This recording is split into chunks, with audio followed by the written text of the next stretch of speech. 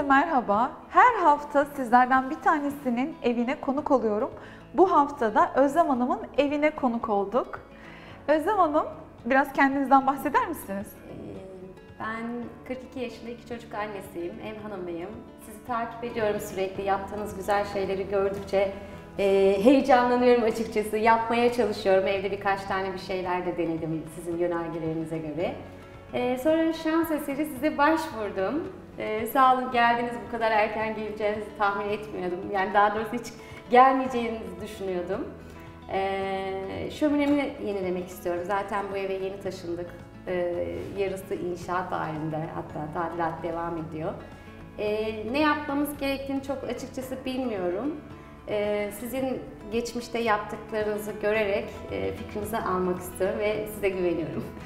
Şimdi biz bugün Özlem Hanım'ın hem şöminesini yenileyeceğiz hem de duvarına böyle bir taş tuğla efekti görüntüsü vereceğiz. Sanki oraya bir taş tuğla yapılmış gibi. Sizler de bugünkü programı izlediğinizde dilerseniz bu uygulamayı evinize yapabilirsiniz. O zaman Özlem Hanımcığım, biz şimdi üstümüzü değiştirmeye gidelim mi? Gidelim. Hazır mıyız? Hazırız. Hadi bakalım, başlıyoruz.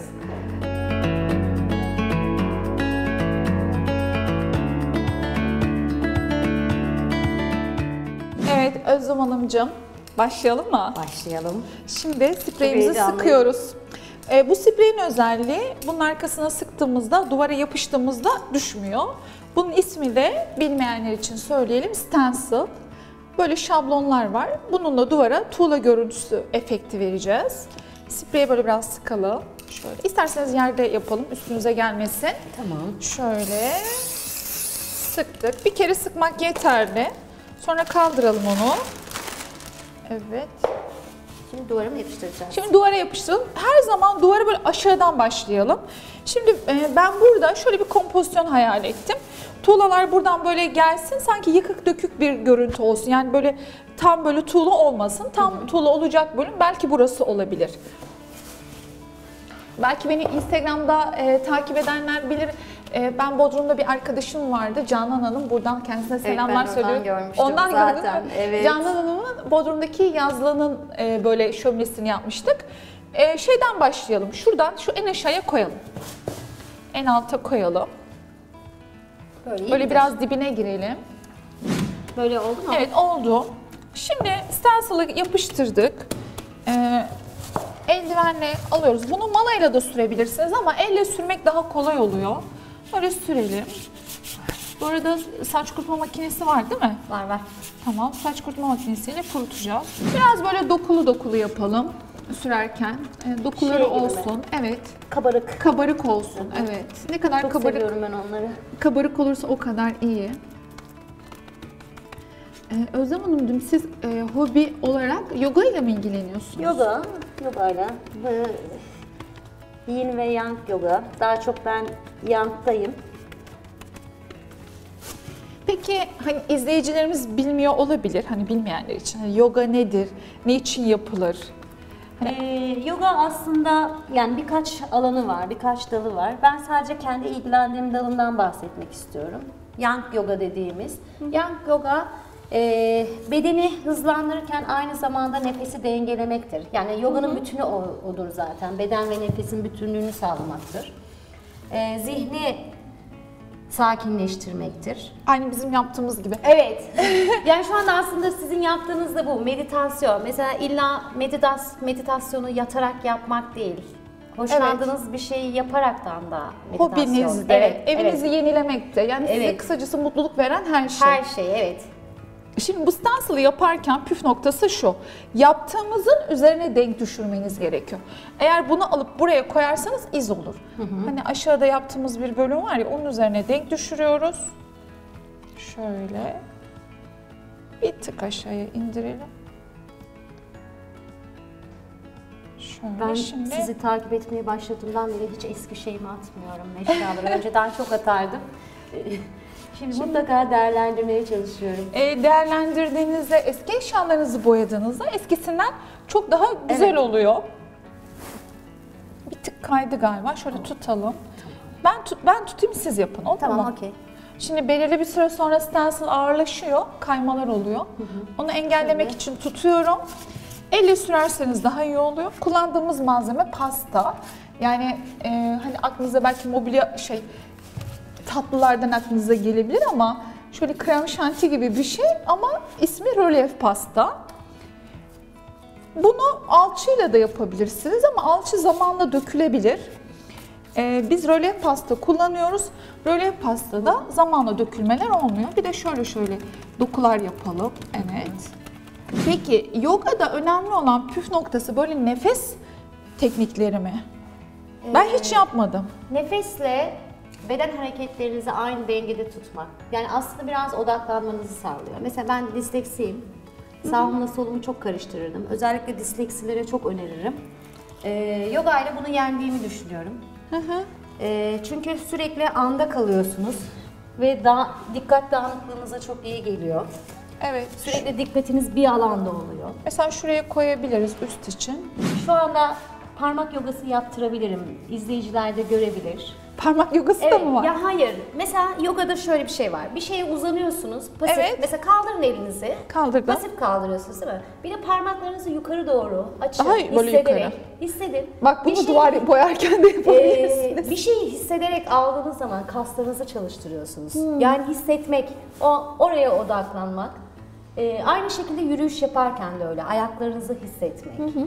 Kolunuzu kaldırdığınız zaman. Peki o zaman Nefes burada aldığınız zaman. hedef, yani burada amaç aslında bir yere Hissederek. odaklanmak Evet, ve yani o yaptığınız her şeyi hissederek yapmak. Yani şu an sizin yaptığınız şey gibi hissediyorsunuz. bu bir dokunuyorsunuz. yaşam felsefesi oluyor Kesinlikle. belirli bir süre sonra. Evdeki eski mobilyaları, eşyaları atmadan yenilemek de aslında bir nevi felsefe. Çünkü ne yapıyorsunuz? Hem dünyadaki atık sorununa bir çözüm oluyor. Niçin? Çünkü o mobilyayı atsanız çöpe gidecek. Ne yapıyor? İsraf. Ama dönüştürdüğünüz şeyden yeni bir mobilya elde ediyorsunuz. Ortaya çok güzel bir şey çıkıyor. Hem bu sizi mutlu ediyor. Hem de size güzel bir enerji veriyor. O da güzel bir şey. Mesela tamamlıyoruz burada da. Mesela dikkat edin. Böyle tam %100 bir kuralı yok. Yani böyle düşünebilirsiniz. Acaba ben bunu evde izlediğimde kendim kolaylıkla yapabilir miyim? Evet, yapabilirsiniz. Tek püf noktası stencil'ı diğer yaptığınızın üzerine denk düşürmek. Sonrasında zaten doğaçlama bir şekilde gidiyor. Evet, kaldıralım. Çünkü tuğlada da böyle tam böyle %100 böyle hepsi çok simetrik değildir. Renkler farklıdır. İşte bazıları daha iridir, bazıları daha küçüktür gibi gidiyor. Şimdi devam edelim Özlem Hanımcığım. Şurayı, evet biz şimdi çalışmaya devam ediyoruz. Üst üste bindiriyoruz. Şöyle oldu sanki. Şurası oldu. Şu bölümden ben tuttum. Ağırlaşıyor çünkü. Evet. Böyle akanı... Evet, akanları böyle iyice yapın. Biraz böyle yoğun kaba sürersek çok daha güzel oluyor. Tabii biz bunun üzerine biraz cimri davranmayalım, yoğun yapalım. Biz bunun üzerine başka malzemeler de yükleyeceğiz. Diğer efektleri, boyaları, dokuları daha da kalınlaşacak.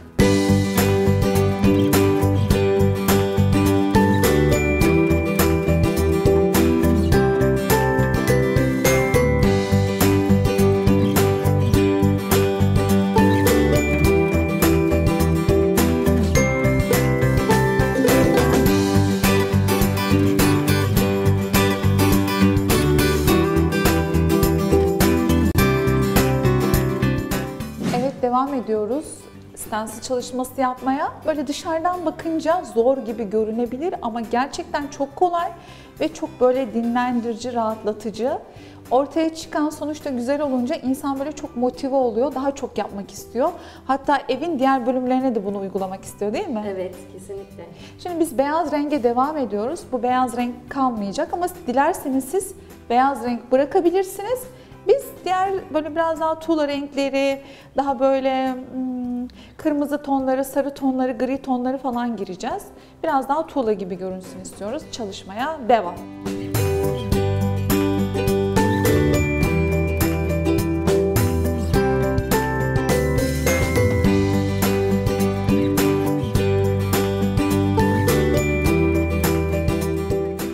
Duvar çalışmalarındaki en önemli püf noktası çok katman yapmanız. Yani hani beyaz renk yaptık, şimdi bu beyaz renk kalmayacak, ne yapacağız? Birazcık siyahlaştıracağız. Önce koyu renklerle başlıyoruz. Birçok tonu gireceğiz. Böyle kestirme fırçası denilen fırçalar satılıyor. Bunları her yerde bulabilirsiniz, nalburlarda var. Bunun tuğla efektinin içerisinde böyle daha koyu tonlar vardır ya. Önce bir onları yapıyoruz, böyle koyu renk tonları. Tonlama yapacağız. Önce koyuları giriyoruz. Daha sonra diğer tonlara gireceğiz. Önce koyu renk. Çok keyifli ve de çok rahatlatıcı. En önemli şey, belirli bir bölüme odaklanıyorsunuz.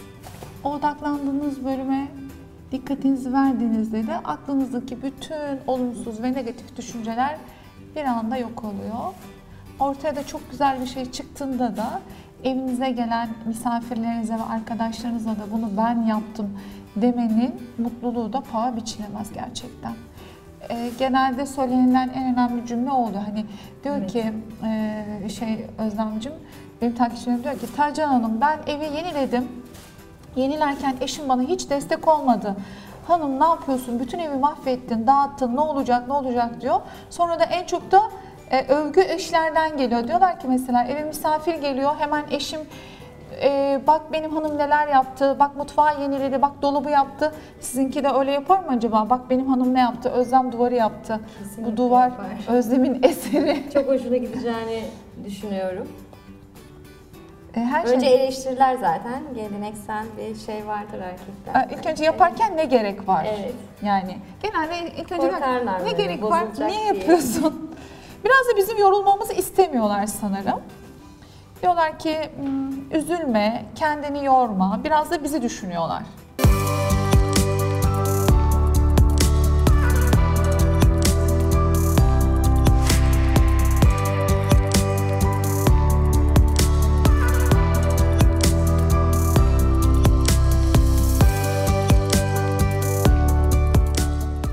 Duvarda siyah darbeler yaptık.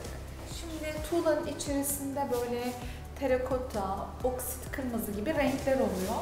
Şimdi bir tıkta terakota rengi geçeceğiz. Sonra oksit kırmızı geçeceğiz. Bütün renkleri sonra böyle degrade geçiştireceğiz ki gerçek bir tuğla görüntüsüne ulaşalım. Yani tuğla görüntüsüne ulaşmak için hani böyle yaptım oldu diye bir şey yok.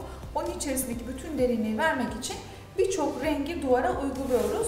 Böyle eskitme fırçamızla şöyle pıt pıt yaparak uyguluyoruz. Belirli bölümler terakota olacak. Belirli bölümler sonra bir kırmızı renge dönüşecek. Darbeler halinde dokulu bir şekilde tüm yüzeye bunu uyguluyoruz.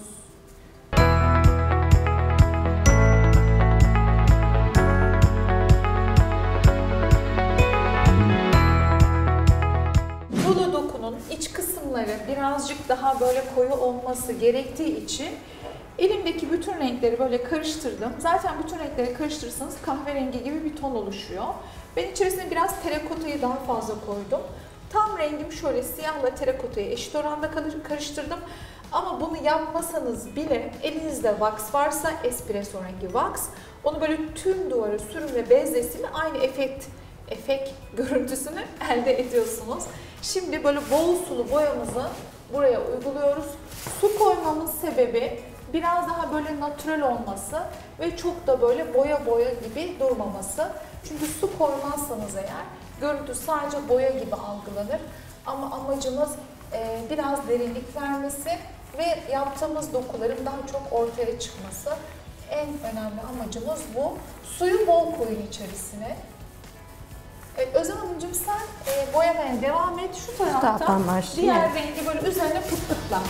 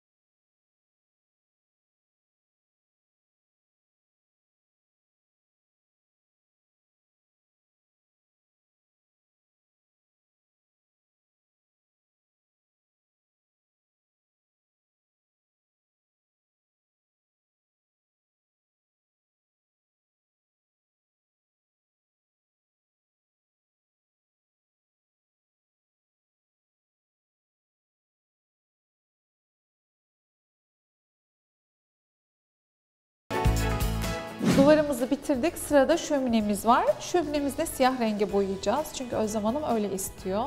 Şimdi hibrit multisurface boya ile şömineleri, tüm yüzeyleri boyayabiliyorsunuz. Ben biraz böyle şömineyi simsiyah değil de altta kendi dokusu da görünmesi için siyahı tek bir kat yapacağım. Yani çok böyle siyahlaştırmayacağım. Tek kat boyayacağım ve bırakacağım. Altta onun kendi dokuları da görünsün istiyorum. Simsiyah bir şömine olsun istemiyorum. O mermer dokusuna da biraz saygı duyalım. O da alttan görünsün.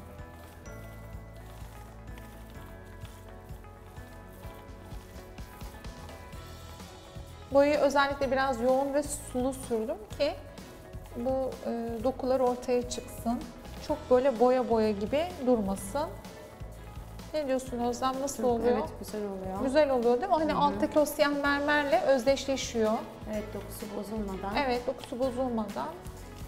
O biraz yine hafiften görünsün o şeyleri, mermerleri. Çünkü altta çok güzel bir mermerimiz var. Diyebilirsiniz ki belki hani canım mermeri boyamış. Ama beğendiği bir renk değildi. Değil mi Özlem Hanım? Evet. Hani zaten beğenmiyordu. Siyah mermer yaptırmak istiyordu. Biz de yine siyah olsun istiyoruz. Yine de mermer dokusu görünsün istiyoruz. O yüzden ben sulu sulu yaptım. Şöyle hafif tarıyorum. Evet. Sonra üzerine de bir taş vernik atıldığında o çok güzel böyle parlayacak. Alttaki mermeri gibi olacak.